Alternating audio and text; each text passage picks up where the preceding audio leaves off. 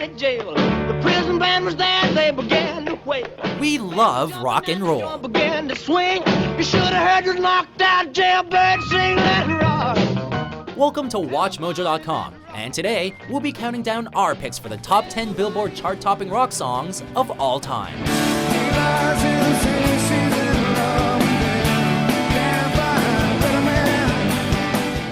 For this list, we focused on rock songs that reached #1 on the Billboard charts, whether it was the Hot 100, rock, or alternative charts throughout the 1950s to the mid-2010s, all while making a definitive mark on pop culture.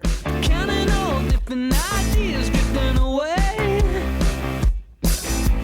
When it comes specifically to songs of the 1950s, we focused on pop songs that reached #1 on the Billboard charts because what is now known as the Billboard Hot 100 did not yet exist for the majority of that decade. So we're only considering those rock songs that topped either the top 100, the best sellers in stores, or after August 1958, the Hot 100. Number 10, House of the Rising Sun, The Animals. There is a house in New Orleans they call the Rising Sun. In the early 60s, a baby-faced Bob Dylan was performing a folk version of this song all around New York City, but it was The Animals that reached a larger demographic while touring with Chuck Berry. And the only time he's satisfied is when he's on a drum. House of the Rising Sun details a dark journey through New Orleans, and through the menacing voice of Eric Burdon, The Animals announced themselves as the next great British invasion band, aside from the Beatles, that is.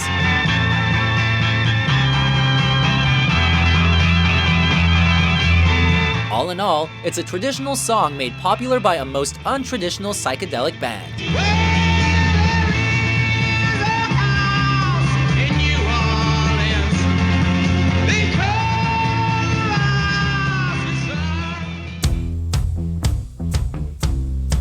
Number 9, Seven Nation Army, The White Stripes. I'm gonna fight 'em all.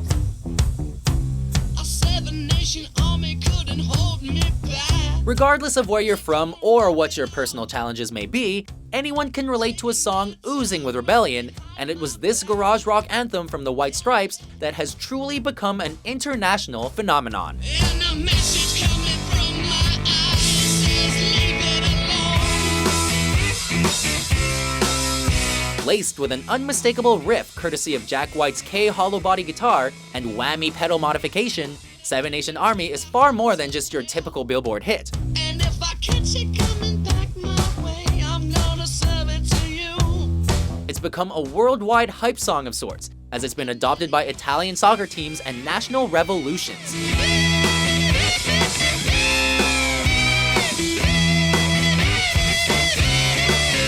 It's been critically acclaimed domestically as well, but the true power of Seven Nation Army is that it transcends rock itself and has touched all corners of the globe. And the stains coming from my blood tell me go back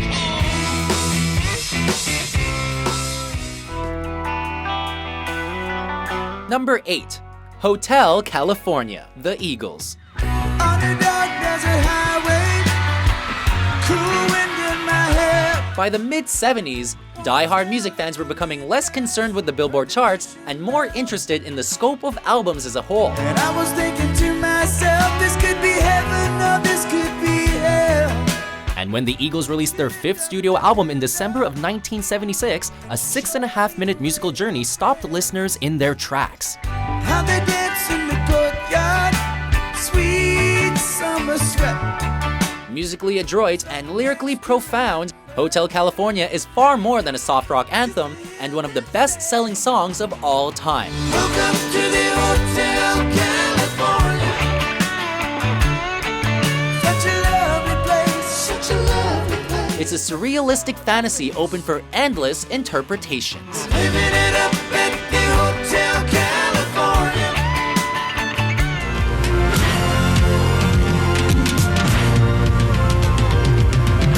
Number 7, Another Brick in the Wall Part 2, Pink Floyd. We don't need no education. It opened up the minds of listeners around the world and ushered in a new decade. Of course, it offered an escape from the disco jams that were taking over the charts as well. All in all, it's just another brick in the wall.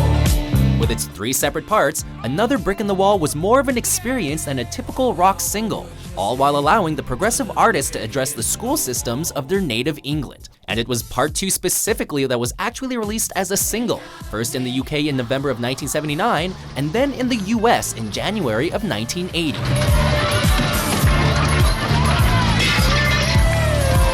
And it was that composition that would take over America and top the Billboard Hot 100 in less than 3 months' time. Decades later, Another Brick in the Wall remains an essential track for any classic rock playlist. This one's called Rock Around the Clock. Bill Haley. 1, 2, 3 o'clock, 4 o'clock. Number 6, Rock Around the Clock, Bill Haley and his Comets. 10 o'clock, 12 o'clock, rock, we're gonna rock around the clock tonight. What's that right song? In a time when America was on the verge of a cultural revolution, this song infused an unknown groove into the bodies of millions. We're gonna rock around the clock tonight. Hey, it was 1954, and when Rock Around the Clock hit the radio, teenagers weren't exactly hip to shaking their hips, and you damn well know their parents weren't either. We're gonna rock around the clock tonight. We're gonna rock till broad daylight. As one of the most well-known rock and roll songs ever recorded, Rock Around the Clock paved the way for a crazy new brand of music. While it was the Italian-American Sunny Day that first recorded the song, Bill Haley and his Comets introduced it to a larger audience that was undoubtedly ready to rock. We're gonna rock around the clock tonight.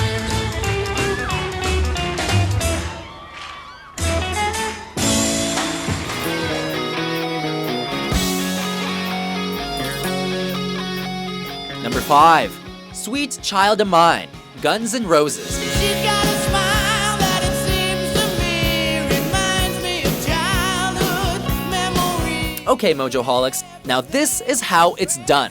Before the release of their first studio album, the members of Guns N' Roses were fooling around at their Sunset Strip home when a musical joke inadvertently transformed into a future Billboard #1 hit.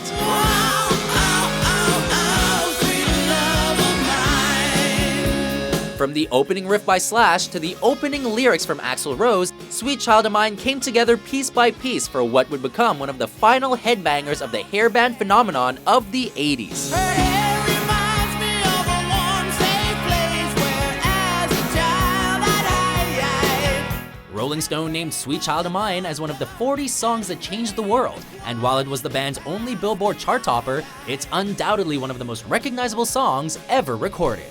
Whoa, sweet child of mine. Ooh, yeah. Number 4, I Can't Get No Satisfaction, The Rolling Stones.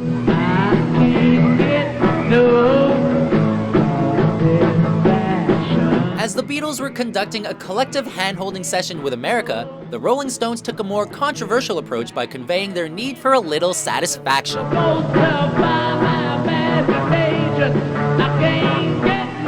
While older listeners didn't necessarily process the sexual nature of the lyrics, younger audiences immediately grasped the concept and helped make the Stones' hit one of the most popular songs ever recorded.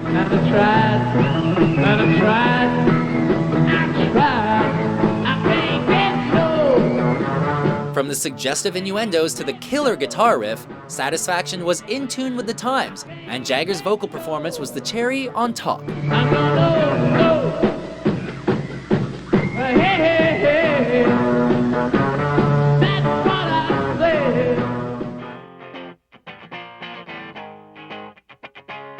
Number 3, Smells Like Teen Spirit, Nirvana. When hair bands were still fighting for a spot on the Billboard charts, a new band emerged from the Pacific Northwest, and they could not have given 2 thoughts about fame. But they got it anyway.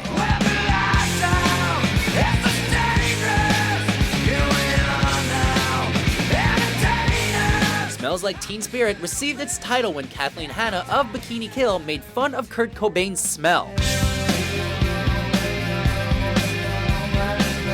Not only did the song introduce Nirvana to a world of disparate youths, it inadvertently marked the unofficial beginning of the grunge movement with an unforgiving sound and subversive lyrics. You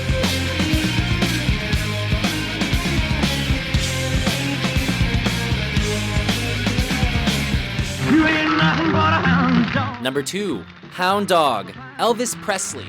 Well, you ain't never caught a rabbit and you ain't no friend of mine.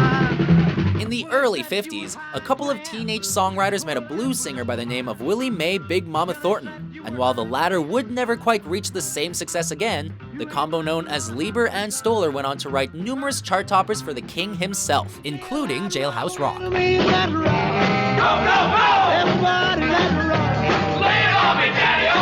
Everybody knows that's right.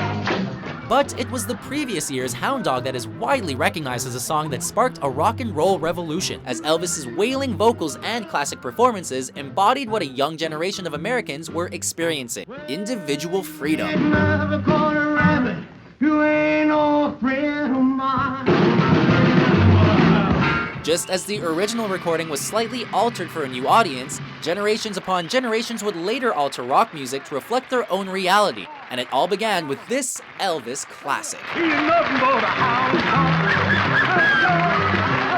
dog. Before we unveil our top pick, here are a few honorable mentions. I have climbed highest mountain, I have run through the fields, only to be with you.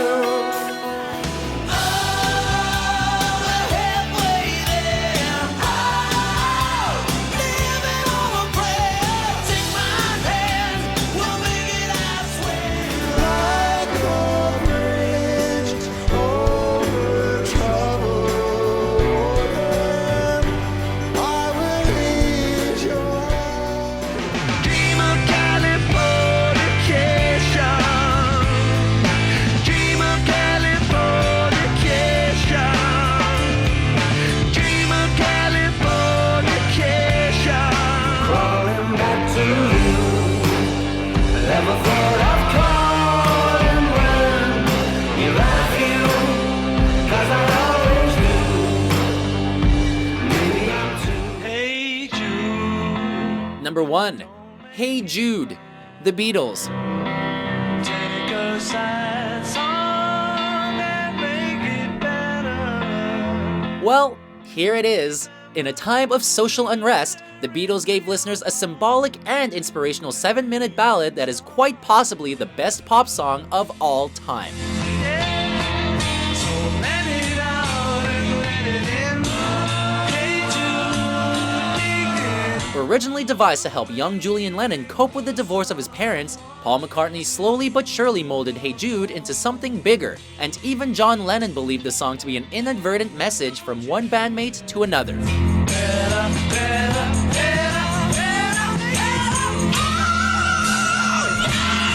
The two musicians wrote Help just a few years prior, but with Hey Jude, McCartney seemed to acknowledge the end of an era, and it wouldn't be long until he and John shook each other's hand and went their separate ways.